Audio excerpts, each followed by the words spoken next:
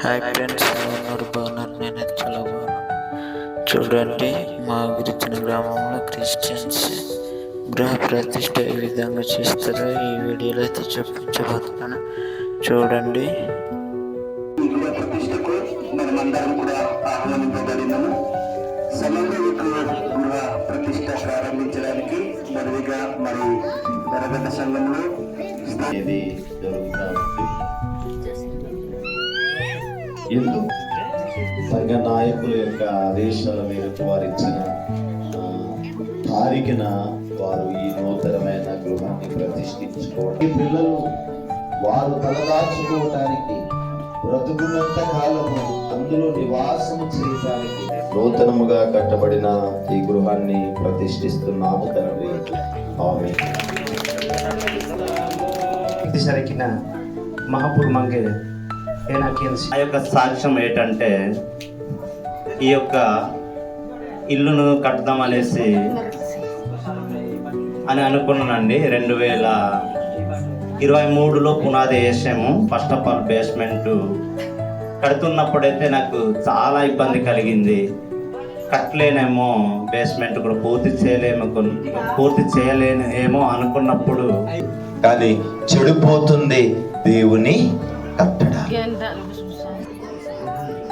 ఎక్కడ కారిపోతున్నా సరే వెంటనే ఆ రేకు తీసి ఇంకొక రేకును మార్చేస్తాం.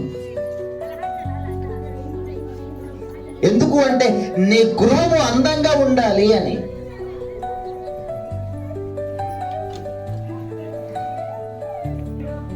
ఈ రోజు ఈ ఆరాధన జరిగినట్లుగా ఎప్పుడు ఈ గృహములో కూడా ఏం జరగాలి?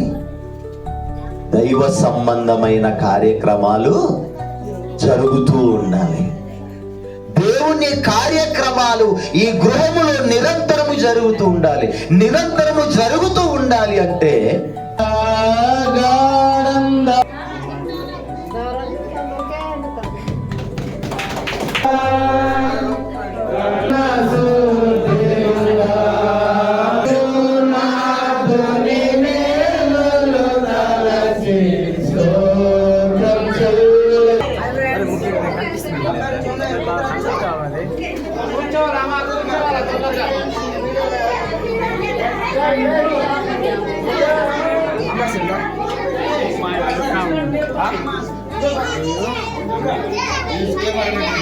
అందరికీ వందనాలు.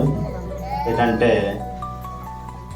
వచ్చిన చుట్టాలు బంధువులు అందరూ బాగానే వచ్చారండి. వచ్చినందుకు నాకు చాలా సంతోషం వేస్తుంది. కనుక మీ అందరికి కూడా చాలా చక్కగా భోజనాలు అయితే ఏర్పాటు చేసి ఉన్నారు. మీరందరూ కూడాను ఆ భోజనాన్ని సంతృప్తిగా తిని బయలుదేరాల్సిందిగా మనం చేసుకుంటూ,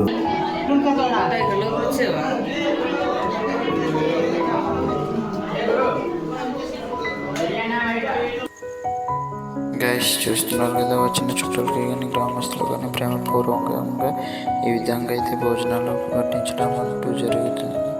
చూస్తున్నారు కదా ఎంత చక్కగా వడ్డిస్తున్నారు.